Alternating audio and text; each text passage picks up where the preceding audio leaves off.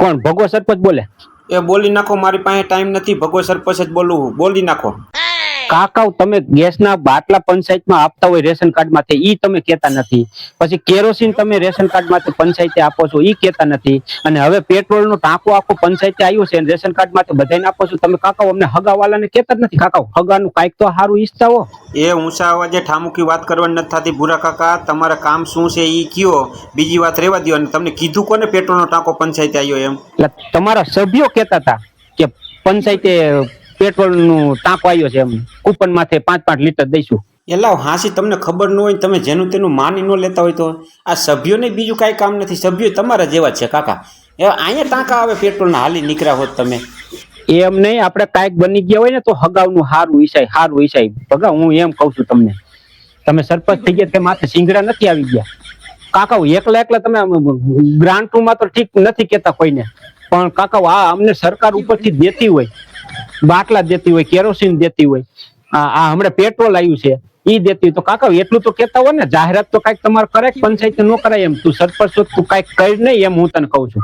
એ પંચાયતના અંડરમાં આવતા હોય ને એ કામ અમે કરતા જ હોય કાકા. કયું કામ નથી કર્યું તમારા ગામનું ઈ કયો જી.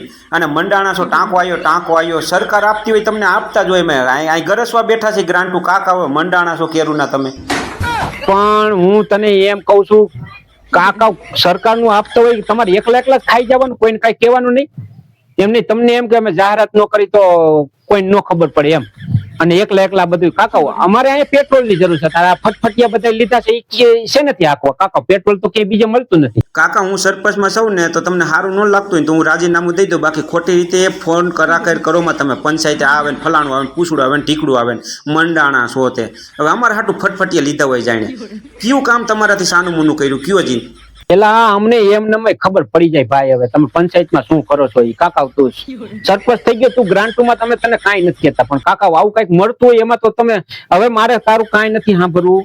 તાર કાકીને કૂપન લઈને મોકલું છું, 5 લીટરનું ડબલું લઈને મોકલું છું. તું 5 લીટર પેટ્રોલ દઈ દે કૂપનમાં. મારે બીજું કાંઈ સાંભળવું નથી. તમારે હાટું થી શું પેટ્રોલની ચોરીઓ કરવા જાવી? મારે ડબલા લઈને મોકલીને કૂપન લઈને મોકલું? રાખો તમારે ઘરે બધું. અને તમે મંડાણા છો, જ્યારે હોય ત્યારે ફોન કરાકર થયા હો.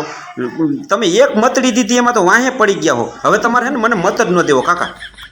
એટલે કાકા તમે મત લેવા ટાણે તો પૈસા બાપા કરતા હતા અહીં કણે, અને અત્યારે હવે તમે એમ કહેશો કે એવું કઈ નથી મળતું. તમારે શું પેટ્રોલ ના ટાંકા ખાઈ જવા હે? એલા જેલું નું હું સરપંચ માં આવ્યું તેદું આ કાકો મારી વાહે પડી ગયો છે. તમે એક કામ કરો, હવે ઉપર જઈને મારી ફરિયાદ કરી આવો કે આ બધું ખાઈ જાય છે, એટલે કામ પતે.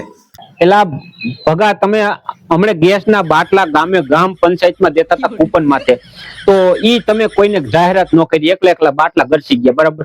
હમણે પછી કઈ કેરોસીન નું બહાર પડ્યું હતું. તારા કાકીને કીધું ડબલું લઈને જા પંચાયતે, મારું નામ દઈએ, લાઈનમાં નહીં ઉભું રહેવાનું, તને 5 લીટર આપી દેશે. તો ઈ તમે ન આપ્યું, ઈ ગરસી ગયા બરાબર. તો હવે આ પેટ્રોલ નો ટાંકો આવ્યો છે, તો હું એમ તમને કઉ છું કે તમારે ઈ ખાઈ જવો છે. એલા હાલી હું નીકળ્યા હો કાકા. હવે મંડાણા છો કાકા. હવે તમે તો બહુ કરી. હવે તો હદ નો આટો વારી દીધો તમે તો. હવે પેટ્રોલના ટાંકા ખાઈ જાય, કેરોસીન ખાઈ જાય, બાટલાની ગાડીઓ ખાઈ જાય. હવે અત્યાર સુધી નહોતું ખાધું, પણ હવે સાણા બર્તન આવશે ને પંચાયતમાં તો ઈ ખાઈ જવા છે. તમારે થાય કરી લેજો ને, જ્યાં ખીલી મારવી એ મારી દેજો. હવે ખાવાનું જ કામ કરું છું 1 વર્ષ સુધી. જોવો તમે.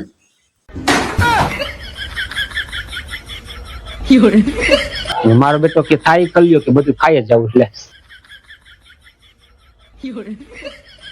આને સરપંચ કોને બનાવી ખબર નથી પડતી. No.